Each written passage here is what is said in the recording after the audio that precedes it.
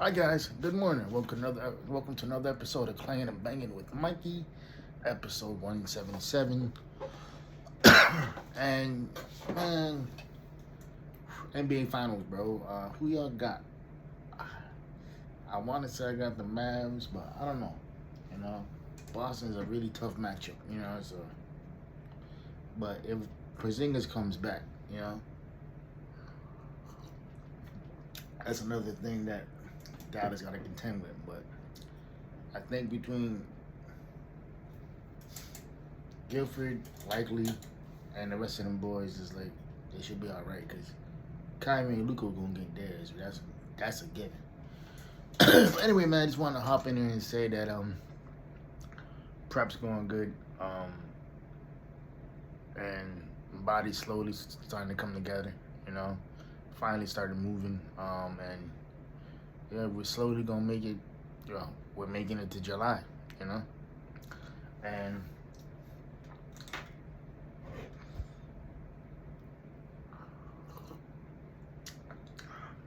what's interesting too is what I really want to talk about, man, is like it's okay not to be okay.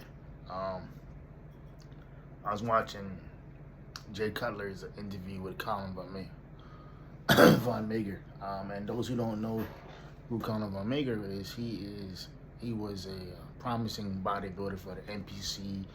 And he was in that movie Bigger, I think it was, and it was about a young Arnold Schwarzenegger, and he literally looked like Arnold 2.0, right? Anyway, a bunch of stuff happened to him, and he ended up losing his brother. And actually, no, my bad. Let me retract that. He was, he got injured in the gym. Then he blew out his knee, and all this other stuff happened to him, and then he lost his brother. His brother committed suicide. And I didn't finish the whole interview because it's like 2.5, 3 hours long. But in the part that I got to, he said, man, he's like, there were days where I just wanted to be with him. I just wanted to end everything and just want to be with my brother. And those of you who follow my podcast, or those of you who know me in person, I just lost my brother in February. And when I say he was my best friend, he was my best friend. Like we lived together, we ate together, we damn near did everything together, and that really hit me, man, because it's like he's this guy who's ultra famous, has everything going for him, but his mental health is just shattered. Like he lost his best friend. And I remember in an interview he was telling Cutler, he was like, yeah, like my brother told my mother when he was about 18 or 19, he's like, Mom, I feel different, but they didn't know what he meant by that. Like they didn't know like he was talking about his mental health. He's like they didn't know he was dealing with certain issues and everything like that too, right? And again, it just hit me because I know what it feels like to lose a sibling. My brother didn't commit suicide, but he's still gone. When I used to get in the morning for work, he'd be the first person I see. He'd tell me, hey, bro, have a good day. I was like, yeah, you too. And, like, he would literally be the first person I see when I walk through the door. So, literally, when I get up, I get home, I go to bed, I would always see my dude. And it just put things into perspective, man. It's like, I think it's important. Well, not that I think. I know it's important to value friendships, value loved ones, because one day we ain't gonna be here. One day that we're not gonna be around for them to talk to us, for them to call us, for them to text us, and then it's and it's like it creates a there's a void that no matter what you do, it's always gonna be empty. It's always gonna be never be filled.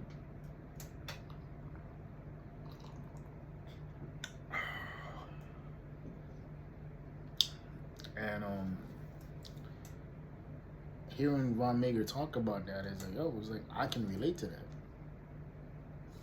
I can relate to the pain, to the struggle that he's going through, because I'm going through the same thing. I recently called up one of my homegirls that I've known for like, God, I've known her for like 20, 25 years, right? That's how long I've known her. And so I called her yesterday. Mind you, I haven't spoken to her in months. And so the first thing I said, like, well, I don't know how to say this, but I'm gonna say it. Like, you know, Paul died back in February. And she was like, what? I was like, yeah. And I said, you know, he was sick for a week. We don't know what he was sick with. He was getting better, you know. And then that Tuesday, he went to the doctor, and literally that Tuesday night, he died. You know, and what's still difficult about it is that I still beat myself up over what I could have done, you know, and how I could have saved my brother if I would have took him to the hospital 2 days prior to that, or whatever it was, you know. When he kept telling me, oh, I'm fine, I'm this and this and that, I'm like, you know, I'm like, no, you're not. What are you talking about? You know? And one of my partners, who's a medic for the military, he told me, bro, he's like, bro, like, there's nothing you could have done, man. It's like, you know, like, if you would have took him to the hospital on Saturday or whatever it was, they would have told you the same thing.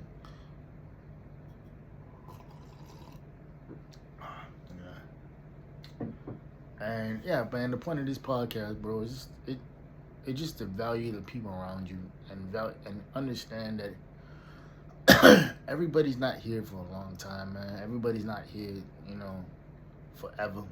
But those who are here, you have to realize that they're important, that they're you know, that they shouldn't be taken for granted. They shouldn't be misused or abused, or, you know. And you have to realize that a lot of the times when people go through things like this, it's like, it's eye-opening, it's humbling, and it changes you into a better person, you know. And I'm gonna always care about people regardless. That's just in my nature. But ever since losing my brother, I've been more in tune with how I'm feeling. You know, I'm more in tune with how I'm checking in with myself and how I'm handling certain things. Being more honest about how I feel. You know, I'm not the type to sit there and bitch. I'm not the type to sit there and moan. I'm just gonna get it done. I've never been that type to be like, oh, woe is me type of shit. Like, man, not really, man, because at the end of the day, you know, oh, shit. At the end of the day, nobody really cares, man. There's very few people in this world that actually genuinely care about you as an individual. And I'm not saying that all people are not like that, but, you know, there's very few people out here who actually genuinely care about you. You know, people may say that, you know, oh, hey, well, I care about you, this and this and that, but their actions speak a lot differently. Of course, everybody cares about you when shit's going well, you know. Of course, they care about you when you're giving them, you know, what they want. You know, of course, they care about you when you're always available to them. But what I'm trying to say is that they don't care about you. They just care that they just love that you're available to them. It's like I'm dealing with a friend who just always comes to you with drama. And nothing that he or she does is ever positive, right? It's always about the same tired situation. It's always about the same tired, you know, people. And at the end of the day, it's like, yo, it's like, I really don't care about this because number one is like, what's there to talk about? You know, why are we still talking about the same issue? Why are we still talking about X, Y, and Z? You know, it's like, this doesn't make any sense, because it's like, you're not supposed to be stuck on one situation or one person. You know, granted, there are situations where, you know, you do need a deeper understanding, and you do need to understand your role in that situation, and how it impacted you. But the one thing you gotta realize, man, a lot of people, they're not gonna do that. They're not gonna sit there and be honest with you. They're not gonna sit there and be honest with themselves. But what they will do is they'll sit there and blame you. You know, they'll sit there and blame you and not realize, like, yo, it's like the person who's dealing with you, the reason why they're dealing with you like that is because of the energy that you've given them. You know, it's like dealing with a woman who's promiscuous, and she says, well, all we do is, is hook up, this and this and that, and all you do is send me sexual stuff. And I'm like, what? That's the energy you're giving out. You know what I mean? It's like, it's like the energy that you're giving out is what you're gonna receive. If you don't want that, you better speak the fuck up. If you don't want how you've been treated to continue, you better speak up. Because it's really hard for an individual to change his or her behavior when it's not being voiced that is a problem. Now, you can't sit there and blame somebody else and be like, oh, well, yeah. Like, no, it's like, if it was an issue, you should have brought this up months ago. If it was an issue, you should have brought this up the first time they did it. Not the third, not the fourth, not the fifth, or the sixth. Because now you're like, okay, like, we've been doing this for this long, so what's the issue? There is no issue. They just think that they deserve better. Yeah, they deserve better, but it's too late for that. Because once you condition somebody to basically be like, oh, well, this is all that I want, they're going to turn it up on you. And once they turn it up on you, it's a wrap. Like, you don't get to dictate how people should treat you based off your behavior. Like, if you act promiscuous, don't get upset when somebody treats you that way. You know? Make it make sense. You know? Or if you're constantly,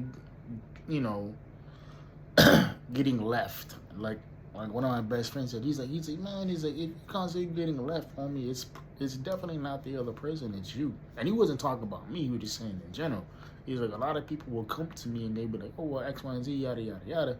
They'll bitch about their relationships, but in reality, it's like, it's not the other person, it's you. It's like, and you got to be real careful with how people, manipulate and move.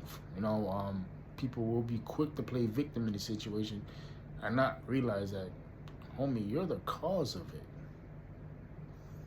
It's like, the reason why this shit's not working out isn't because of X, Y, and Z. It's because of you. And once you realize that, once you figure that out, you'll be okay. But it's like, you have to stop and you have to take a mental inventory of how you want to be treated. It's like, say for instance, right? Somebody gets married and their significant other cheats on them and they get divorced. They get remarried to somebody else and they cheat on their significant other with somebody else. What's that tell you? That they're not healed. Because who goes out and does that? Like, why would you want to inflict pain on somebody else when you know exactly how that pain feels?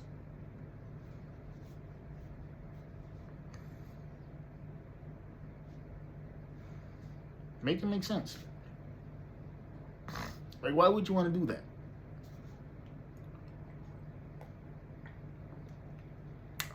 I've never understood that. I've never understood putting somebody through pain that you know how that feels. And putting somebody through that, man, it mentally fucks them up. It mentally makes them not want to trust anybody ever again.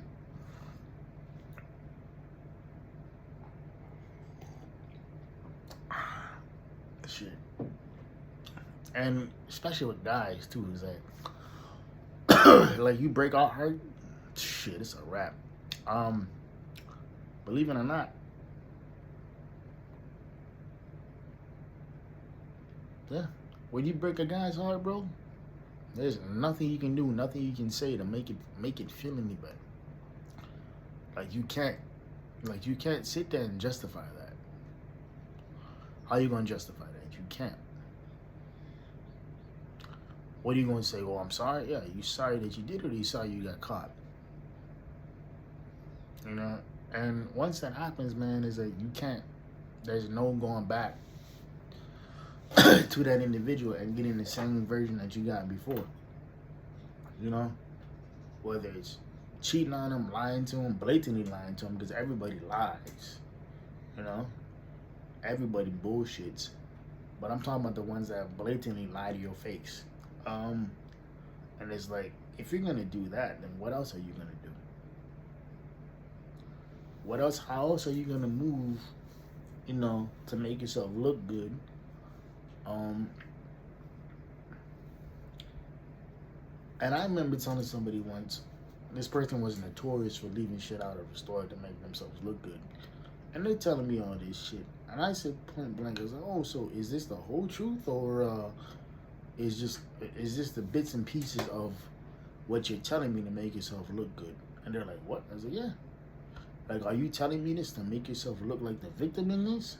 Or is this the whole truth? Because you have a track record of not being, excuse me, you have a track record of not being truthful. And it's really difficult to believe you when you're hearing the same story from other people, but yet you're hearing more details. And multiple people don't lie about the same thing. So at the end of the day, it's really interesting too. And it was like, and I remember once somebody that I knew, their significant other at the time,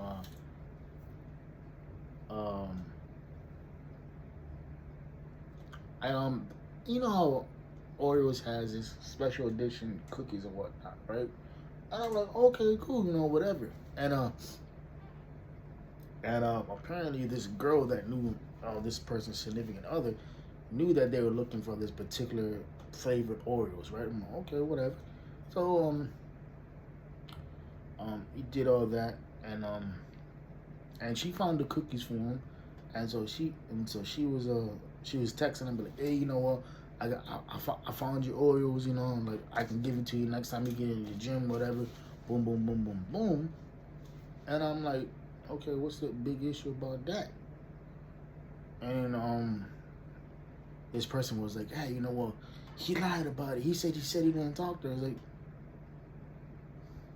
lied about what? They're talking about Oreos. What are you talking about, right? Like, what's the issue with you?